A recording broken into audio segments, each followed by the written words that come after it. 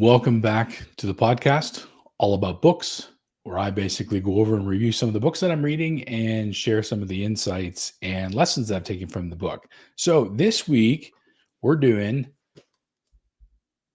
Steal Like an Artist. So there's the book.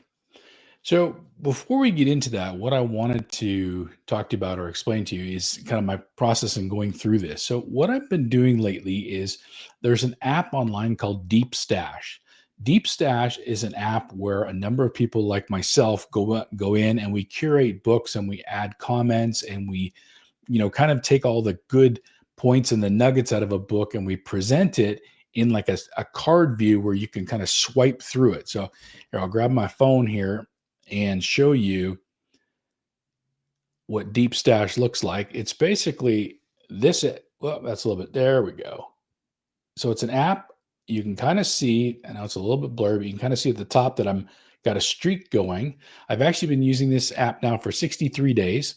And each day I go through and instead of, mindlessly surfing Facebook or Instagram or something like that, I can basically go and I can take a look at some of the books that other people have curated and see what had to say about it. So it's kind of a cool app. But the reason I'm bringing it up is because it's the app that I actually use with books like this.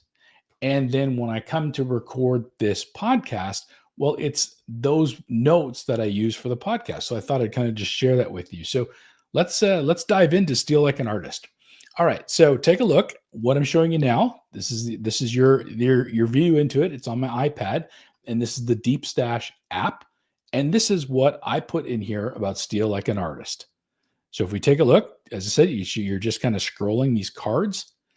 And the first thing I highlighted is the top 10 things that were in this book. So the top 10 points that the author wanted to get across with this particular book is number one, steal like an artist. And you'll know that stealing is not necessarily plagiarizing, but it's basically taking inspiration and ideas. And that's what he meant by the word kind of steal. Number two, don't wait until you know who you are to get started. If you're just starting off being a creative person and really starting to get in the creative space, you don't need to wait. Don't wait. Just dive in, get started. Number three, write the book that you've always wanted to write. Use your hands. Do something creative with your hands. 5, side projects and hobbies are important because they are the things that allow us to be creative. 6, the secret, do good work and then share it with people. Allow them to really see what you've done and allow them to embrace your creativity as well. 7, geography is no longer our master. Doesn't matter where we are anymore. 8, in the process, we need to be nice. By being nice, obviously, as creators, and when we start to share our work, we're going to get some criticism. Just be nice when you get some. 9, be boring. Sometimes some of the best work has come from when somebody thinks, I'm bored. I just want to do something. I just want to draw. I'm bored. I feel like drawing. I feel like creating a piece of music, something like that. So be boring. And 10 is creativity is a subtraction. Sometimes it's about what we remove that makes something a masterpiece. Next section. Look at, how to look at the world like an artist. So every artist gets asked the question, where did you get your ideas? And the honest ones will basically say, I steal them. And again, by stealing, I'm not talking about plagiarizing. I'm talking about I get inspiration from everything that's around me. I take a look at what's out there. I get inspired to do something because of something I've seen. I see this a lot actually on Instagram. A lot of people are on Instagram doing ads and things like that. And they're using the same kind of ideas or the same concepts that other people have used. So they're kind of stealing the concept, but they're applying their own situation to that. David Bowie said, the only art I'll ever study is stuff that I can steal from. So I thought that was a really interesting quote that made it into the book. The next section is nothing is original. I really found this fascinating. Take a look at what it says here. 9 out of 10 times when people call something original, it's just because they didn't know the reference point in which the idea came from. There's not a lot of original ideas out there. And there's even a verse in the Bible that says nothing is new under the sun. So a lot of our ideas come from what we've seen or our reference points throughout our life we might not be able to remember them, but we've probably crossed it before. So technically, it's not really an original idea. Andre Gide, everything that needs to be said has been said. But since no one's listening, everything has to be said over again. That's kind of interesting. Think about that. Think about the number of books that you've read on a similar topic, but it's just said just a slightly different way. So, as artists and as going out there and stealing like an artist and being creative, we need to go and essentially make things, produce things. So take your ideas and just run with them. If you're painting, paint the picture that you've always wanted to paint. Play the music you wanted to play. Write the books that you've wanted to write. Create the products, the services, whatever it is that you've always wanted to do. Just get out there, get your idea going, and just go with it. Don't bother looking back. Don't bother questioning, is this a good idea or not? You'll figure that out later on. But just get out there and get it done. Make space for your best work. I love this concept right here. This talks about how we live in such a digital world. If you could see what I see right now, I've got monitors here. I've got two different cameras. We've got the microphone. I'm totally enveloped in a digital world right here. But on the other side of my office is a spot where I can sit, and there's not a lot of tech around. There's, a place for a mug of coffee. I got a coaster there. I've got a pen over there if I want to write down ideas. Sometimes I have these little flags that I use for books and everything. It's talking about basically creating a space that's an analog space, a space that there's no tech in it. And look at the list here. Add markers, sticky notes, scissors, tape, paper. Keep all your digital stuff away. And if you want to feel like a real creative, create a space where you can just go and get free from the digital and actually use your hands and make something creative of that. Whoops, we got another quote here. Let's get it right here. It says, the work that you do while you procrastinate is probably the work you should be doing for the rest of your life. Think about that for a minute. Think about all those things that we don't want to do. So we procrastinate. We push those out in our schedule. We say, I'll do that tomorrow because right now I feel like doing this. Well, right now I feel like doing this, that's probably what you should be doing. So I thought that was a really interesting point. Practice productive procrastination. So again, that's idea that, we just push out some of the things we don't like to do. We procrastinate, get it. And we create this space where, maybe we just don't feel like doing anything. Maybe we do feel bored, but then all of a sudden the ideas start to flow. And as it says here, some of the best ideas come from a place of boring. Multiple projects happening over the same time is going to allow you to move around a little bit. It's going to allow you some variety. If you spend too much time into one particular project, you could be losing out on so many other projects that you could be working on, and that true genius and mastery could be lying in one of those waiting. You wouldn't know. So if you figure you find yourself getting bored with one particular project, have another one to move on to. So an example, I'm kind of writing two different books right now. One's more of a study workbook style, and the other one's a book about AI.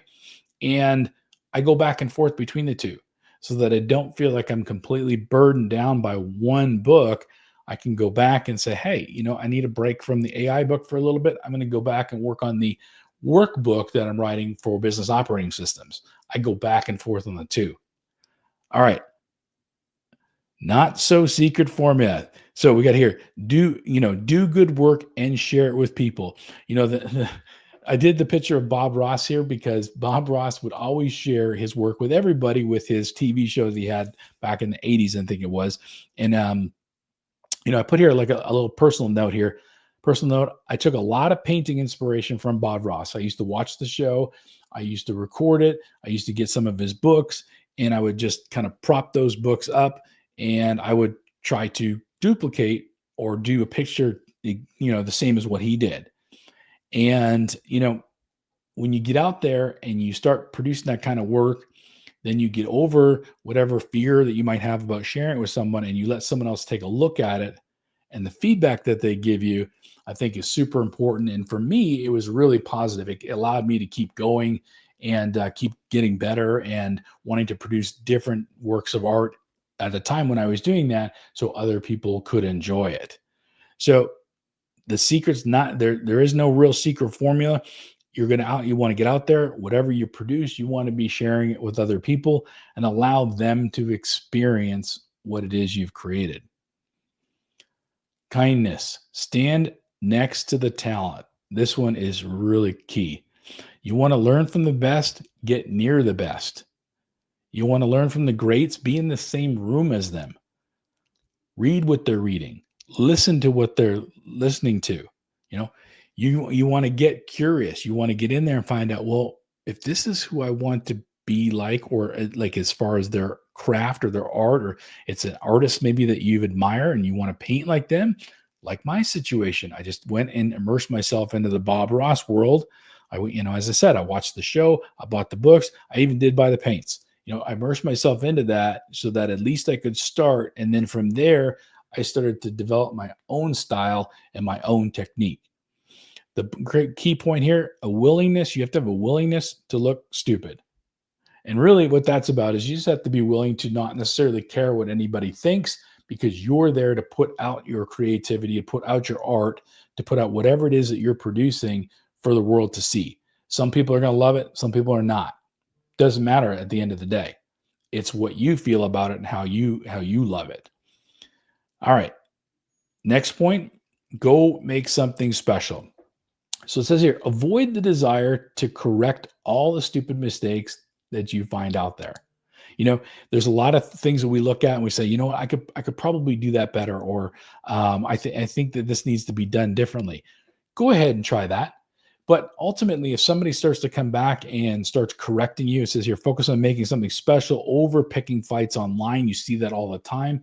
Don't waste your energy going back and forth with someone that doesn't necessarily align with what you've created, agree with what you've created, or has a negative comment. That's not going to be a good use of your time. Just move on from it. Just ignore it. Just realize that there are some people that are going to resonate with you and there's some people that are not. I had a coach once say that you could have two people stand at the head of a room. They could say the exact same words with the exact same energy, the exact same emotion, the exact same tonality, wearing the exact same clothes, everything. But there are going to be half the room that's going to resonate with the one speaker and not necessarily hear the other one. And the other half is going to resonate with the other speaker and not necessarily hear the first one. People out there are going to be like that with you. They're not necessarily going to resonate to what you're producing. Don't worry about it. Keep going. Keep moving forward. Next quote, sorry. Complain about the way other people make software by making software. So if you don't like something you've seen, go ahead and do it yourself. Make it better. Make it to something that you like.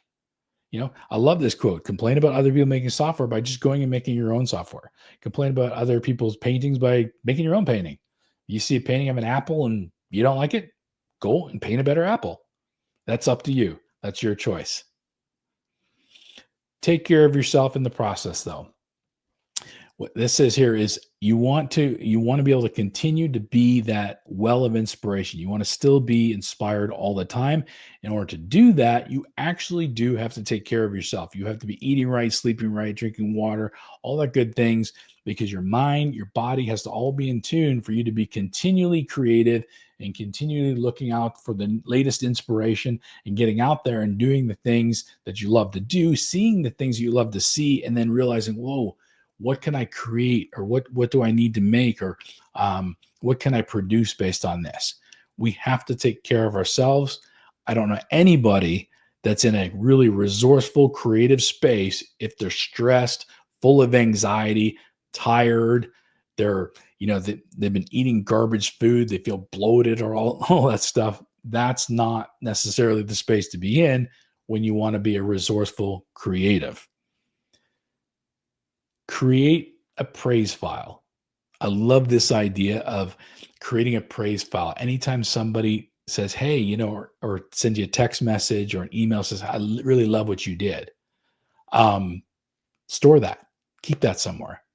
So for me, as an example, a personal example, is I have a file, and in a file is every time that I've done some online teaching and the students go and they fill out their survey at the end, I keep those surveys, because inside those surveys, not only are there the scores, but inside those surveys are just little comments that were made about me, my teaching style, the energy I bring, the fun we have. And I keep those all stored in a spot just so that I could go back and see them once in a while. And it's really interesting because there's been a lot of times when I've finished something online and I've turned off the camera, I've taken the mic off, I've shut off the vibe board and everything like that. And I'm kind of thinking to myself, did I do a good enough job? Did they really like it?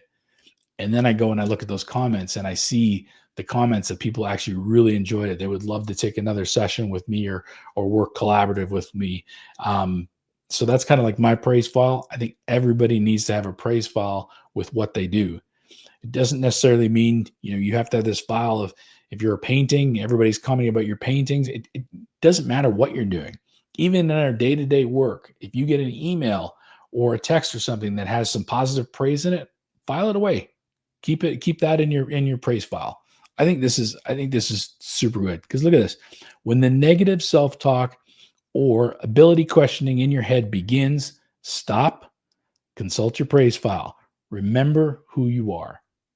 So key. Jack White's quote here, he said, telling yourself you have all the time in the world, all the money in the world, all the colors in the palette, anything you want, that will kill creativity. Isn't that interesting? If you think about it, the real creatives go out there and they use what they have access to. If you had access to everything, the best paints, the best, whatever, the best supplies, the best whatever, is you're not going to necessarily stretch your imagination, stretch your resourcefulness. It's when you are limited in certain things, when you impose a limitation on yourself. I always liken this, because as you can tell, I was a visual artist before. I liken this to those that work with charcoal.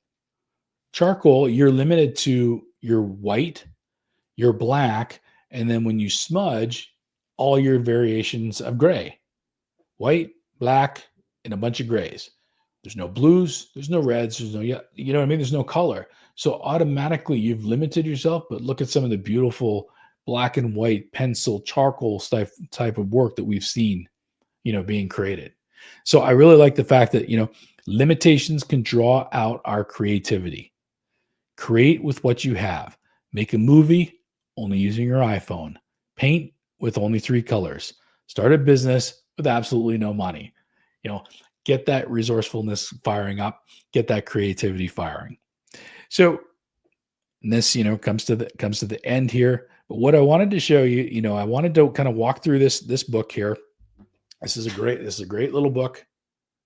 It's got lots of beautiful drawings in it, sketches and everything like that.